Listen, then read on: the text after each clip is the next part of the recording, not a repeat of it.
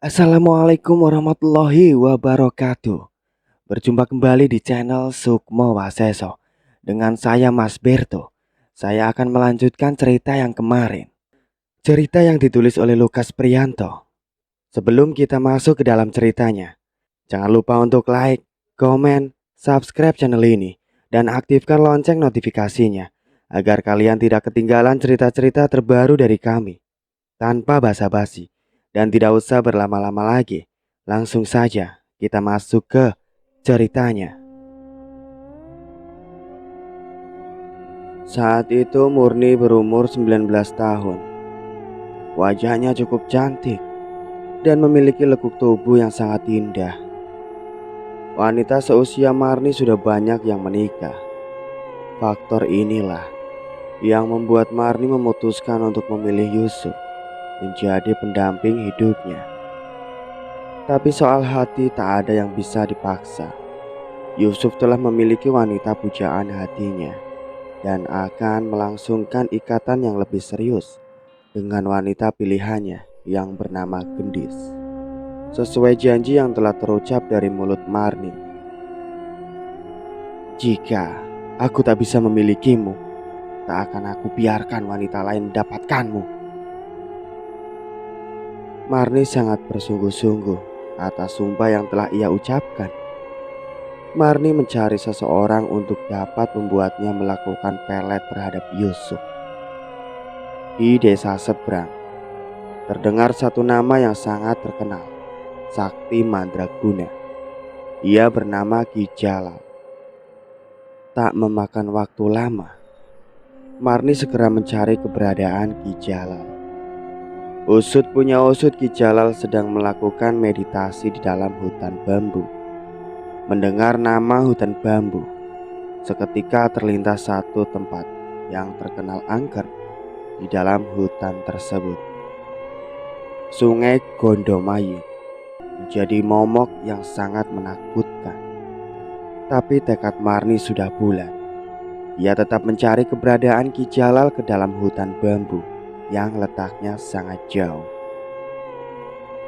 Langit terlihat gelap. Ayam jantan masih tertidur pulas di atas pohon. Marni telah tengah sibuk menyiapkan perbekalan dan dimasukkan ke dalam kain yang berwarna hitam. Lalu kain tersebut diikat pada bagian ujung kayu dan diletakkan di atas bahunya. Marni keluar dari rumahnya dan mulai mencari keberadaan Ki Jalal di dalam hutan bambu. Marni terus berjalan melewati ladang penduduk dan semakin masuk ke dalam hutan. Setelah hari mulai berubah menjadi gelap, kini Marni telah memasuki kawasan hutan bambu. Obor dinyalakan untuk membantu penerangan malam itu. Angin yang berhembus pelan membawa kabut tipis menemani perjalanannya. Sepertinya kabut tersebut memberikan sebuah isyarat tentang keberadaan Ki Jalal.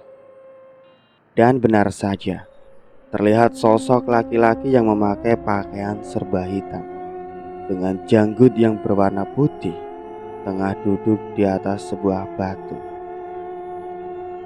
Marni melangkah semakin dekat dengan sosok yang bernama Ki Jalal. Setelah itu, Marni duduk bersimpuh di hadapannya dan sepertinya kedatangan Marni telah diketahui oleh Ki Jalal. Dengan perlahan, kedua belah mata Ki Jalal terbuka. Terlihat senyum dari Ki Jalal setelah melihat Marni yang kini tengah berada di hadapannya. Aku Marni, maksud kedatangan saya ke sini untuk meminta bantuanku memelet seseorang pemuda yang bernama Yusuf. Iya Ki, bagaimana Ki Jalal bisa tahu? Marni kebingungan mendengar perkataan Ki Jalal yang telah mengetahui maksud dan tujuannya datang ke tempat ini. Kamu tahu heran, Aki tahu semuanya. Iya Ki, bisakah Ki Jalal membantu saya? Ungkap Marni dengan wajah yang sangat memelas. Ki Jalal nampak tengah memperhatikan Marni yang begitu mempesona dengan busana yang ketat hingga dapat terlihat dengan jelas bentuk tubuh yang seksi dan terbalut kebaya tipis berwarna hitam. Ki Jalal nampak menelan air ludah setelah memperhatikan belahan gunung milik Marni yang terbungkus bara yang berwarna putih. Apa kau sanggup melakukan ritual tersebut dan memenuhi semua persyaratannya? Apa persyaratannya, Ki? Kamu harus berendam di sungai Gondomayit dengan bertelanjang bulat pada saat malam Jumat Kliwon. Baik, Ki. Saya sanggup melakukan ritual tersebut.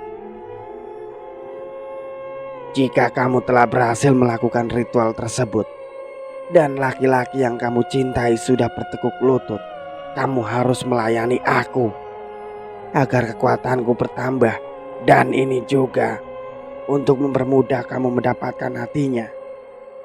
Bagaimana? Apakah kamu setuju? Bak tersambar petir siang hari. Bagaimana mungkin ia harus melayani laki-laki tua yang saat ini tengah duduk bersila di hadapannya? Marni terdiam mendengar ucapan Ki Jalal. Tapi perasaan sayang terhadap Yusuf membuat Marni kehilangan akal dan mengiyakan perintah Ki Jalal untuk melayani nafsu bejatnya. Iya, Ki, saya akan melayani Aki, asal Yusuf bisa bertekuk lutut padaku, ucap Marni dengan senyum di akhir pembicaraannya.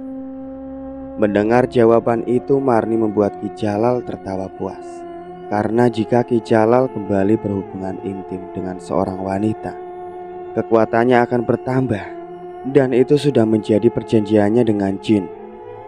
Kesaktiannya yang dimiliki Ki Jalal akan kekal abadi, dan jin yang ada di dalam tubuh Ki Jalal harus mendapatkan kepuasan melalui tubuh Ki Jalal sebagai perantaranya. Bisa dikatakan jin tersebut yang menyetubuhi wanita tersebut. Sekarang kau harus bertapa dan dengarkan mantra yang aku berikan.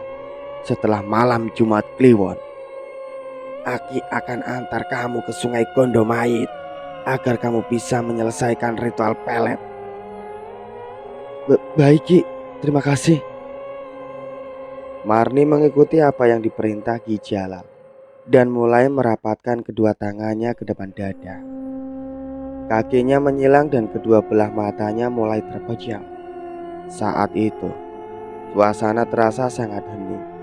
Terdengar hembusan nafas yang dari telinga Marni sebelah kanan, dan terdengar suara Ki Jalal yang tengah membacakan sebuah mantra pengasihan atau pelet. Mantra pengasihan terus dibisikkan ke telinga Marni, dan setelah itu Marni mulai mengikutinya hingga masuk ke alam bawah sadarnya. Gelap, sunyi, hanya itu yang Marni rasakan. Dengan mulut yang terus mengucap mantra pengasihan, tiba-tiba saja, "Sekarang buka matamu," ucap Ki Jalal menyadarkan Marni dari alam pengasih. Dengan perlahan kedua mata Marni mulai terbuka, dan dengan perlahan Ki Jalal membantu Marni untuk berdiri. Keadaan hutan bambu sangatlah gelap, dan Marni merasa kalau tubuhnya sangat kaku dan sulit untuk digerakkan. Kamu wanita tangguh. Kamu berhasil melewati masa pertapa selama 1 minggu, dan kini saatnya kamu melakukan ritual yang sesungguhnya. Marni sempat terkejut mendengar penuturan Ki Jalal. Bahkan dirinya telah 1 minggu lamanya berada di tempat ini tanpa makan dan minum. Sekarang ikuti aku, ucap Ki Jalal. Ki Jalal berjalan paling depan dan disusul Marni dengan langkah yang sedikit tertatih-tatih. 1 minggu duduk dengan kaki dilipat membuat sulit untuk bergerak. tapi karena tekad yang bulat membuat dirinya siap menerima apapun yang akan terjadi, bahkan dengan menyerahkan tubuhnya untuk dinikmati Ki Jalal. Ki Jalal dan juga Marni terus berjalan semakin dalam, dengan kegelapan yang menemani mereka berdua tanpa cahaya sedikit pun. Setelah itu Ki Jalal tiba-tiba saja berhenti. Seketika, bau busuk mulai tercium sangat menyengat. Marni sampai menutup hidungnya menggunakan tangannya. Dan bau busuk ini menandakan bahwa mereka telah sampai di sungai Gondomayit. Kita telah sampai, ungkap Ki Jalal. Kabut tipis mulai bergerak dengan perlahan. Dan kini telah terlihat genangan air yang tadi tertutup oleh kabut. Sungai Gondomayit amat tenang, bahkan tak bergerak sama sekali. Dan bau busuk semakin menyengat hingga masuk ke dalam tenggorokan. Sekarang saatnya kamu harus melakukan ritual pengasihan. Buka seluruh pakaianmu dan berendam di dalam sungai ini. Marni terlihat mulai menanggalkan pakaiannya satu persatu di hadapan Ki Jalal. Kedua matanya tak berkedip ketika melihat dua gunung kembar milik Marni yang tak terhalang apapun. Terlebih lagi saat Marni melepas celana dalamnya dan mulai berjalan ke arah sungai Gondomayit. Ki Jalal menelan ludah sendiri di saat ia melihat lubang surgawi yang kini mulai menghilang terendam air sungai. Dengarkan aku baik-baik. Apapun yang akan terjadi nanti, itu sudah menjadi bagian dari ritual ini. Dan sudah terlambat jika harus berhenti sekarang, karena akan berimbas pada dirimu sendiri. Apakah kamu mengerti, Marni? Marni hanya menganggukkan kepalanya, tanda mengetahui apa yang telah dimaksud oleh Ki Jalal. Dan setelah itu, Ki Jalal pergi meninggalkan Marni sendirian di dalam sungai Gondomayit. Ki Jalal menghilang di telan kabut tebal yang berada di sekitar hutan bambu. Sedangkan Marni tetap berada di dalam sungai Gondomayit dengan seluruh tubuhnya yang terendam air dan kaki yang menyilang. Kedua tangannya disatukan di depan dada dan matanya mulai terpejam. Mulut Marni mulai membacakan mantra pengasihan yang telah diberikan oleh Ki Jalal sebelumnya. Ketika mantra mulai dibacakan, suasana tempat tersebut terasa sunyi dan air sungai tersebut mulai dirasakan dingin, bahkan sampai menusuk ke dalam tulang. Semakin lama, mantra-mantra itu keluar dari mulut Marni. Seketika itu bau busuk kembali tercium dan aromanya benar-benar busuk. Dengan mata yang tertutup rapat, Marni justru dapat melihat dengan jelas keadaan sungai Gondomayit yang sesungguhnya. Di dalam penglihatan Marni, ia melihat banyak mayat-mayat yang mengambang di sungai tersebut. Sungai yang amat tenang tanpa arus sama sekali dan dipenuhi pepohonan yang hanya menyisakan ranting-ranting yang kering. Ranting pohon yang menjuntai ke bawah terlihat seperti tangan-tangan setan yang amat menyeramkan dengan kuku-kukunya yang panjang. Mata Marni semakin liar bergerak dalam gelap dan mata tertutup. Tiba-tiba sosok wanita bergaun putih terlihat berdiri di ujung sungai dengan rambut yang amat panjang dan saat ini tengah menatap ke arahnya dengan sorot mata yang amat menyeramkan. Di tangan kanannya, sosok tersebut terlihat tengah menggendong bayi yang berlumuran darah. Wajah bayi tersebut amatlah menyeramkan. Kepalanya botak, kuping yang terlihat lancip dan memiliki taring. Sosok bayi itu telah menjilati sesuatu. Marni ketakutan tentang apa yang tengah ia lihat saat ini. Matanya seperti dipaksa untuk melihat penampakan yang amat menyeramkan tersebut. Bahkan di saat kedua belah mata Marni sedang benar-benar tertutup rapat, seketika jantungnya berdetak semakin cepat. Seluruh tubuhnya gemetar di saat Marni melihat potongan jari-jari sedang dijilati oleh sosok bayi yang sangat menyeramkan tersebut. Dan dengan perlahan, Jari-jari itu dilahapnya dengan rakus. Krah, krah. Suara tulang-tulang yang digigit dengan sangat keras hingga terdengar di telinga Marni dengan sangat jelas.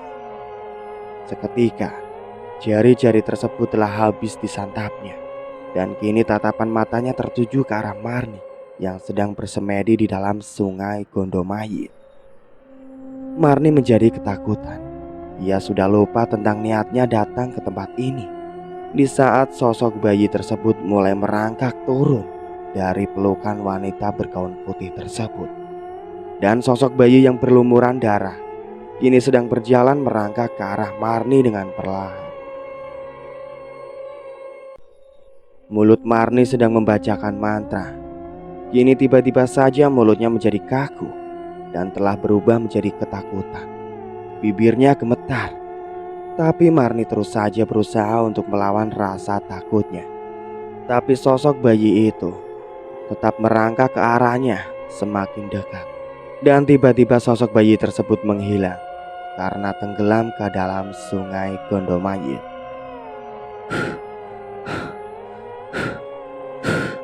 Marni mengembuskan nafasnya dengan sangat cepat. Penampakan tersebut benar-benar membuatnya sangat ketakutan. Hampir saja dirinya memutuskan untuk kabur dari sungai tersebut. Tapi untung saja, sosok bayi yang menyeramkan itu telah tenggelam di dalam sungai. Kini Marni bisa bernafas sedikit lega dan kembali membacakan mantra-mantra pengasihan. Tiba-tiba, Marni merasakan tangan bayi berkuku tajam tengah mencengkram kedua belah kakinya dengan sangat kuat. Seketika jantung Marni kembali berdetak kencang. Sosok bayi yang amat menyeramkan tersebut sedang berada di dalam air dan tengah merabat naik ke tubuhnya. Tangan-tangan bayi tersebut sangat terasa merambat naik dengan perlahan, dengan kuku-kukunya yang tajam ditancapkan ke tubuh Marni dan membuat Marni menjerit menahan sakit. Kepala yang tidak memiliki rambut terasa tengah berada pada bagian ketiaknya dan terasa lengket akibat darah segar yang berlumuran di sekujur tubuhnya. Rasa jijik bercampur takut tengah menyelimuti Marni hingga membuatnya berteriak histeris dan menggema di sekitar sungai Gondomayit. Tak berhenti sampai di situ. Kini sosok bayi tersebut telah berada di pundaknya dan hampir saja menggigit telinga Marni. Kedua tangan Marni memegang kepala bayi tersebut dengan rasa jijik akibat darah yang menempel pada sosok bayi yang menyeramkan tersebut. Kemudian, sosok tersebut dilempar oleh Marni dan tenggelam di sungai. Seketika suasana berubah menjadi sangat hening. Tubuh Marni terus saja gemetar menahan takut malam itu. Hampir saja ia gagal melakukan ritual pengasihan akibat penampakan sosok bayi yang membuatnya ketakutan setengah mati. Angin berhembus dengan perlahan. Kabut mulai bergulung dan menutupi sebagian sungai Gondomayit yang semakin menakutkan. Kesunyian yang tiba-tiba saja terjadi di tempat tersebut membuat bulu kuduk Marni meremah. Entah sosok apa lagi yang akan datang mengganggunya. Saat ini tubuh Marni mulai menggigil dan konsentrasinya buyar akibat air di dalam sungai Gondomayit terasa semakin dingin seperti es batu. Tubuhnya semakin kaku dan sulit untuk digerakkan. Jantungnya berdetak sangat cepat dengan nafas yang mulai tak beraturan. Namun tekad Marni sudah bulat untuk meneruskan ritual ini dan ia tidak ingin gagal. Marni mencoba menarik nafasnya dalam-dalam dan mengembuskannya melalui lubang hidung. Ia mencoba untuk menetralisir tubuhnya agar tetap hangat dan kembali membacakan mantra. Perlahan tubuh Marni mulai menyesuaikan keadaan dan ia masuk ke dalam alam pengasihan. Tiba-tiba saja jantung Marni kembali berdetak kencang ketika ia merasakan tubuhnya diraba dengan perlahan oleh tangan yang ditumbuhi oleh bulu-bulu yang memiliki kuku yang tajam. Marni sempat tersentak, wajahnya pucat menahan takut. dan ingin sekali kabur meninggalkan sungai tersebut. Tapi ia teringat tentang maksud dan tujuannya bisa sampai datang ke tempat ini. Seketika itu, Marni kembali diam dan mencoba untuk tidak memperdulikan apa yang tengah terjadi pada dirinya. Tangan-tangan tersebut makin berani menyentuh tubuh Marni, bahkan sampai meraba bagian sensitif miliknya, membuat seluruh tubuhnya menggelinjang menahan geli. Marni tetap komat-kamit membacakan mantra, diselangi oleh desahan yang keluar dari dalam mulutnya akibat perlakuan sosok penunggu sungai Gondomayit. Kini rasa takutnya perlahan menghilang dan tergantikan dengan nafsu yang menyelimuti pikirannya. Kini, Marni hanya bisa pasrah dengan perlakuan sosok tersebut hingga membawanya ke alam bawah sadar. Tubuh Marni menggeliat. Ia merasakan sebuah lidah yang amat kasar tengah menyapu pada bagian sensitif miliknya dan membuat Marni mendesah tanpa henti. Marni sangat menikmati perlakuan sosok tersebut sampai ia membuka mata. Ia tengah berada di sebuah kamar yang sangat megah, dan tubuhnya kini sedang berbaring di ranjang empuk tanpa menggunakan busana. Matanya menatap ke area kamar tersebut dan terlihat sosok hitam yang dipenuhi bulu-bulu di sekujur tubuhnya tengah menjilati area sensitif miliknya. Muncul rasa takut ketika melihat sosok tersebut, tapi semua berubah seketika. Sosok tersebut mulai memasukkan lubang surgawinya dan hanya ada kenikmatan yang dirasakan oleh Marni kala itu. Marni mendesah tiada henti dan sangat menikmati perlakuan makhluk tersebut. Jantungnya berdetak sangat kencang dengan nafas mulai yang tak beraturan. Di dalam tubuhnya, ia merasakan akan mencapai puncak kenikmatannya. Seketika saja, Marni mendesah dengan cepat hingga cairan hangat keluar melalui lubang surgawi dan membasahi keperkasaan makhluk tersebut. Tak berhenti sampai di sana, sosok tersebut kembali menjilati cairan kental milik Marni, sehingga membuat tubuhnya bergetar menahan kenikmatan yang belum pernah ia dapatkan dari laki-laki manapun. Dan setelah itu, tubuh Marni terkulai, lemah tak sadarkan diri. Kesunyian malam bersemayam di dalam lubuk hati yang tenang, peluh pengalir hingga terasa dan menyatu ke dalam darah. Sihir pengasih memeluk tubuh Marni yang sedang diangkat oleh sosok hitam berbulu. Dan kemudian tubuh mungil itu diletakkan di sebuah batu besar yang terletak di bibir sungai. Marni terbaring lemah. Ilmu pelet tengah menyatu ke dalam raganya. Raja Jin penguasa sungai Gondomayit telah memilihnya untuk menjadikan Marni sebagai ratunya. Angin bertiup membawa kabut bergerak menggulung menyelimuti tubuhnya, seakan memeluknya dengan erat dan membangunkan kesadarannya. Dengan perlahan, Marni membuka kedua belah matanya dan menggerakkan tubuhnya untuk kembali duduk bersila. Kabut tetap memeluk tubuh Marni, dan perlahan kabut tersebut berubah menjadi gaun yang berwarna putih. Terlihat senyum manis dari bibir yang tipis ketika melihat Ki Jalal tengah berjalan menghampirinya. Ajian pengasih terdengar lembut dan mulutnya menghantarkan Ki Jalal tunduk pada dirinya, karena kekuatan sang ratu akan membuat dirinya kekal abadi. 5 bulan kemudian, Marni yang dikabarkan menghilang tiba-tiba saja kembali muncul dari arah hutan bambu.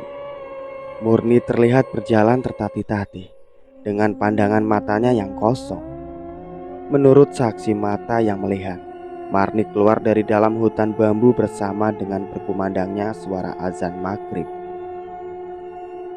Ki Jalal, Marni, dan juga Rohmat membuat satu rencana agar ritual yang sedang mereka kerjakan berjalan dengan lancar. Dan Rohmat mendapat perintah dari Marni agar mencarikan seorang gadis untuk persembahan ritual Sukmo Jiwo. Sejak kemunculan Marni kembali, 1 orang warga telah dinyatakan hilang secara tiba-tiba di saat malam Jumat Kliwon, dan ia bernama Arumi, gadis yang berasal dari desa seberang yang secara diam-diam pergi dari rumahnya akibat pertengkaran yang dilakukan oleh kedua orang tuanya. Kini Arumi hilang seperti ditelan bumi tanpa ada yang tahu kemana ia pergi. Ki Jalal dan Marni menjadi dua orang yang saling membutuhkan satu sama lain. Dengan membuat sebuah sandiwara, Rohmat yang saat itu bekerja sebagai penjaga sekolah berhasil menjebak Arumi dan membawanya ke kediaman mereka. Oke, kita beralih ke sumur timba. Marni melihat Ki Jalal dan Rohmat tengah berada di sumur timba bersama Arumi yang tengah tergeletak di tanah, dan keberadaannya diketahui oleh Ki Jalal. "Apa yang sedang kamu dan Rohmat lakukan dengan gadis itu?" tanya Marni pada Ki Jalal. Gadis itu telah mati, dan kita telah gagal melakukan ritual tersebut, Marni, jawab Ki Jalal.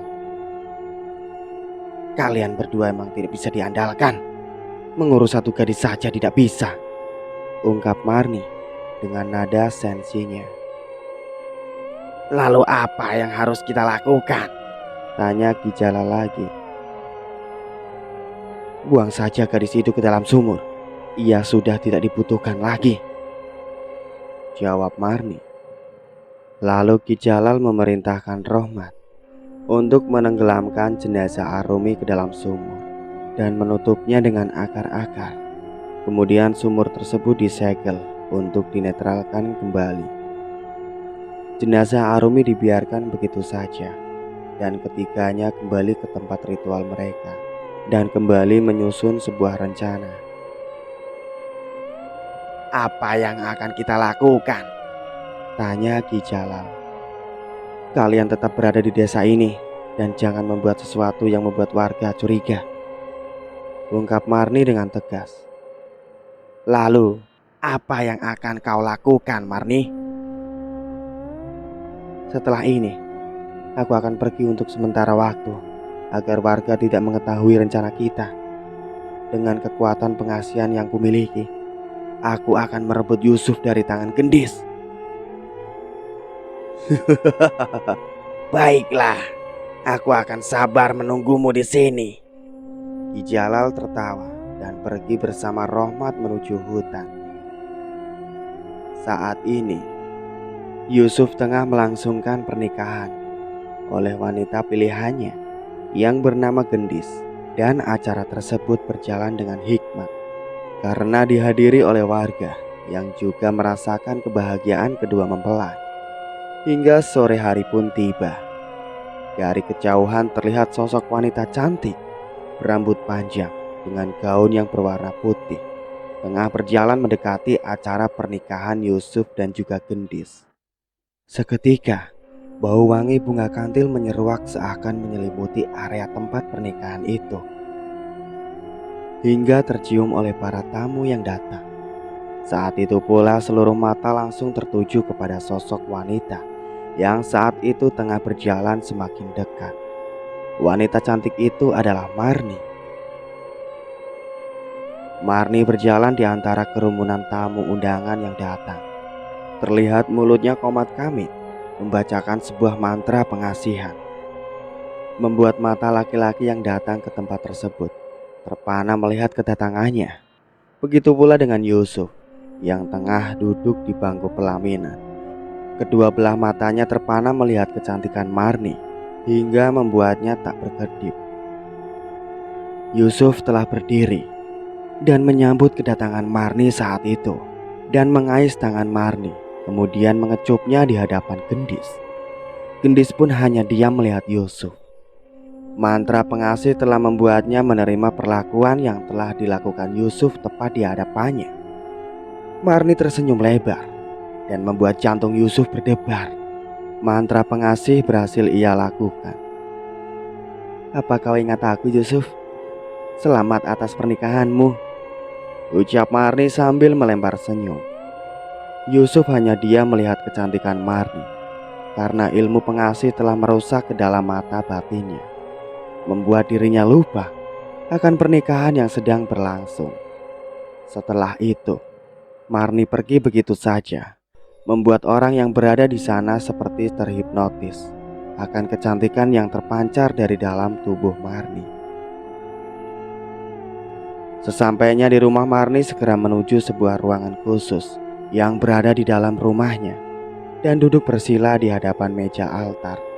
Di sana telah terdapat ayam selasih yang berjumlah 7 ekor. Tangan Marni bergerak menaburkan kemenyan pada anglo, membuat seisi ruangan tersebut menimbulkan aroma yang sangat khas. Terlihat beberapa emas yang ditaruh pada mangkuk yang terbuat dari besi. Setelah itu, Marni mengambil beberapa keris yang memiliki garis 5 dan 3, setara dengan keris Pandawa. Keris diangkat ke arah langit menggunakan tangan kanannya, sementara ayam selasih telah digenggam dengan erat di tangan kirinya. Trak! Satu sayatan yang diarahkan ke leher ayam tersebut. Darah bermuncratan hingga menetes di ujung keris. Kemudian Marni menjulurkan lidahnya dan menjilat darah tersebut. Mantra pengasih dibacakan Marni berulang-ulang sambil menyebut nama Yusuf. Tok tok tok. Suara pintu diketuk. Akhirnya kau datang juga, Yusuf, ungkap Marni dengan tersenyum. Marni meninggalkan ruangan yang dijadikan tempat melakukan ritual pelet dan berjalan menuju pintu. Terlihat laki-laki yang sangat ia cintai tengah berada di hadapannya. Yusuf telah terkena guna-guna yang dilakukan Marni hingga membuatnya datang untuk menemui malam itu. Kau sangat cantik sekali, Marni. Jika benar demikian, tinggalkan Gendis dan menikahlah denganku. Marni mempertegas maksudnya dengan tatapan mata yang amat tajam ke arah Yusuf yang telah terkena guna-guna. Yusuf tidak menjawab dan hanya mengangguk-anggukan kepalanya. Lalu Marni mengajak Yusuf ke dalam kamar dan mereka melakukan hubungan badan di malam pertama pernikahan Yusuf dan Gendis. Ajian pengasihan yang dilakukan Marni sangat mujarab. Yusuf benar-benar bertekuk lutut di hadapannya dan menuruti apa yang diperintahkannya. Keringat membasahi tubuh keduanya hingga Yusuf mencapai puncak kenikmatan malam itu dan berbaring di atas tubuh Marni.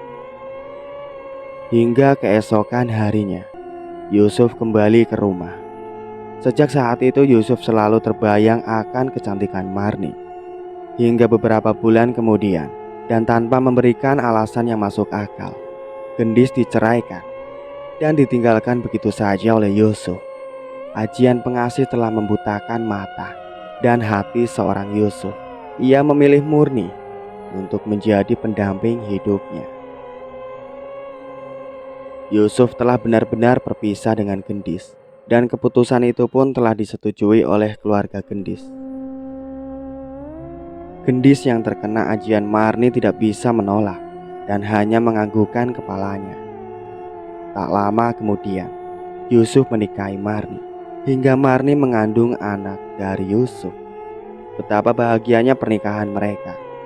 Tapi pengaruh ilmu pelet milik Marni telah membuat kesehatan Yusuf menurun dan semakin lemah. Di saat mereka berdua melakukan hubungan badan layaknya suami istri, sosok yang berada di tubuh Marni akan menyerap energi laki-laki tersebut. Sampai suatu hari, hembusan angin amat terasa dingin hingga menembus kulit. Terlihat gumpalan awan hitam berjalan dengan perlahan, seperti ribuan burung gagak yang terbang dan menutupi gagahnya mentari hari itu. Di dalam kamar, Marni sedang bertaruh nyawa karena sedang menahan sakit pada perutnya. Memang sudah saatnya jabang bayi ini lahir. Langit berubah menjadi gelap bak di malam hari. Jendela kamar bergetar setelah suara gemuruh menggelegar dari atap langit. Sepertinya sosok si jabang bayi yang akan lahir telah dinanti-nanti oleh semesta. Satu tarikan nafas yang panjang untuk membantu dorongan dari dalam perut, dan mulai terdengar suara tangisan bayi mengelilingi setiap sudut kamar ini. Setelah menjalani proses hidup dan mati, akhirnya Marni melahirkan seorang anak perempuan. Tangisannya membuat gemuruh di atap langit menghilang. Terlihat wajahnya tengah bercahaya. Saat itu terucap satu nama dari Marni. Kau kuberi nama Rina. Iya, Rina Prastya. Kehadiran Rina membuat Yusuf bahagia karena ia berhasil menjadi seorang ayah dan rasa bangga telah memiliki keturunan. Tapi kebahagiaannya tak pernah ia rasakan. Kesehatan Yusuf semakin menurun dan akhirnya lumpuh selama berbulan-bulan.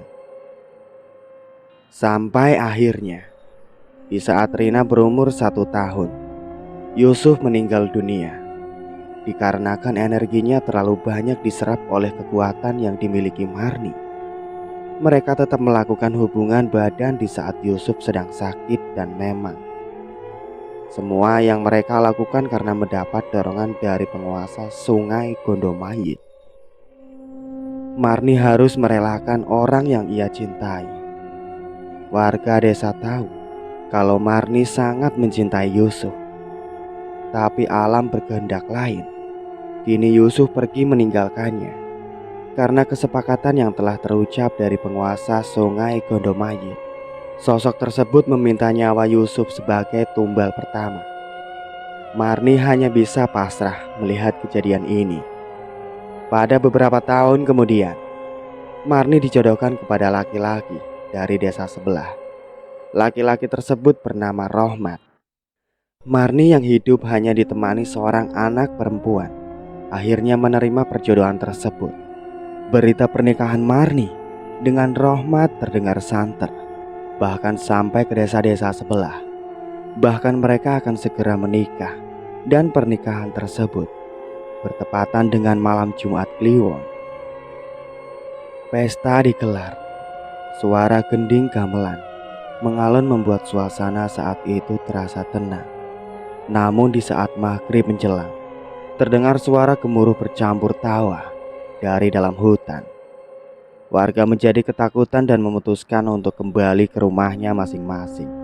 Satu persatu warga meninggalkan tempat acara pernikahan Murni dan Rohmat. Seketika suasana berubah menjadi sangat menakutkan. Tiba-tiba saja suara gemuruh semakin terdengar. Ketakutan sedang dirasakan oleh seluruh warga desa tersebut. Terlebih lagi, salah satu rumah warga yang tinggal cukup berjauhan dengan rumah Marni juga ikut merasakan keanehan yang terjadi di luar sana. Pak, kita kan belum datang ke acara pernikahan Marni dan Rohmat. Apa kita tidak sebaiknya pergi ke sana, Pak? Oh iya, Bapak hampir lupa. Kalau begitu kita siap-siap dulu dan pergi sekarang juga. 15 menit kemudian, pasangan suami istri tersebut berjalan ke arah rumah Marni. Terlihat langit hampir sepenuhnya tertutup awan hitam. Pasangan tersebut tetap berjalan dengan keanehan yang mereka rasakan. Tiba-tiba, langkah kaki mereka terhenti di saat melintas 3 pohon pisang yang memiliki ukuran yang tidak merata. 2 pohon pisang berukuran besar dengan 1 pohon pisang berukuran yang kecil berada di antaranya. Pak, kenapa berhenti? Coba ibu perhatikan deh. Pohon pisang tersebut seperti terlihat aneh. Seketika kedua belah mata mereka terbelalak. Jantung yang terdengar terpompa 2 kali lebih cepat dari sebelumnya. Dengan tubuh yang terlihat gemetaran dari 2 pasangan ini, dengan perlahan tangan mereka menggenggam tengkuk yang mulai meremang. Pohon pisang yang tadi mereka lihat kini telah berubah menjadi sosok pocong dengan wajah yang sangat menakutkan. Pasangan suami istri tersebut mendadak kaku dan tak bisa menggerakkan tubuh mereka. Sang istri terlihat semakin ketakutan di saat sosok pocong tersebut terlihat melompat dan tiba-tiba saja sudah berada tepat di hadapannya. Seketika wanita itu terjatuh pingsan dan tak sadarkan diri. Sang suami masih saja berdiri dengan tubuh yang semakin gemetar. Sampai akhirnya laki-laki tersebut lari tunggang langgang saat sosok pocong tersebut menyemprotkan cairan yang keluar dari mulutnya tepat mengenai wajahnya. Sakit, tolong. Laki-laki tersebut berlari ketakutan dan menabrak apapun yang ada di hadapannya dan meninggalkan sang istri tergeletak di tanah. Cairan yang keluar dari sosok pocong melebihi bisa pada ular kobra dan sangat membahayakan jika sampai terkena bagian mata karena akan menyebabkan kebutaan. Tak ada satu orang pun yang berani keluar dari rumah, apalagi harus datang menghadiri acara pernikahan Marni dan juga Rohmat pada malam Jumat Kliwon. Suara gesekan yang dihasilkan oleh dahan-dahan pohon terdengar riuh, juga menggema, dan suara tersebut seperti mengelilingi tempat ini. Terlihat satu kera berukuran seperti laki-laki dewasa tengah melompat dari dahan pohon dan kini tengah membungkuk di atas tanah. Bulunya berwarna hitam kelam dengan warna perak pada bagian punggungnya. Tak lama kemudian, terlihat gerombolan kera-kera melompat dari pohon ke pohon, kemudian mulai turun ke tanah. Kera-kera tersebut berasal dari hutan bambu dan kedatangan mereka bertepatan dengan berlangsungnya pernikahan Marni dan Rohmat bersamaan dengan azan maghrib berkumandang. Kera-kera ini mengintari kediaman Marni. Mereka sepertinya memang datang dengan sengaja. Dengan perlahan langit mulai menghitam. Seketika saja kabut menyelimuti tempat ini. Dari arah pohon pisang, terlihat sosok berwarna putih tengah melompat-lompat dengan wajah yang hancur serta belatung yang menggerogoti matanya. Kehadiran pocong tersebut membuat siapa saja yang melihatnya pasti ketakutan. Semakin lama, sosok tersebut semakin banyak bermunculan. Tak berhenti sampai di situ. Pohon bambu yang sedari tadi nampak tenang, kini terlihat bergerak dan saling bergesekan satu sama lain. Kini terlihat sosok kuntilanak tengah berayun pada batang pohon bambu yang melengkung ke tanah. Malam Jumat Kliwon membuat sosok astral berdatangan ke pesta perkawinan Marni dan Rohmat. Suasana di tempat tersebut telah dihadiri oleh seluruh makhluk astral penghuni hutan bambu. Pernikahan ini merupakan sebuah rencana busuk yang telah disusun Marni agar warga tidak berpikir jika semua peristiwa atau kejadian yang telah terjadi disebabkan karena ulahnya. Tak ada yang mengetahui kebusukan Marni. Warga tetap menganggap Marni adalah sosok yang baik hati dan ramah di lingkungan tempat ia tinggal. Oke, kita kembali ke sumur timba. Bu Marni menjelaskan semua kebusukan ini di hadapan arwah Arumi yang tengah berdiri tepat di hadapannya. Sedangkan Rina hanya diam seperti patung karena semua itu di luar kendalinya. Ternyata benar dugaanku. Kau adalah wanita yang ada di dalam rumah tersebut. Dan kau yang telah berpura-pura menjadi istri Pak Rohmat di saat aku datang ke rumah itu untuk pertama kalinya. Dan kau hanya berpura-pura menyuruhku pergi dari tempat terkutuk itu agar semua kebusukanmu tidak terbongkar.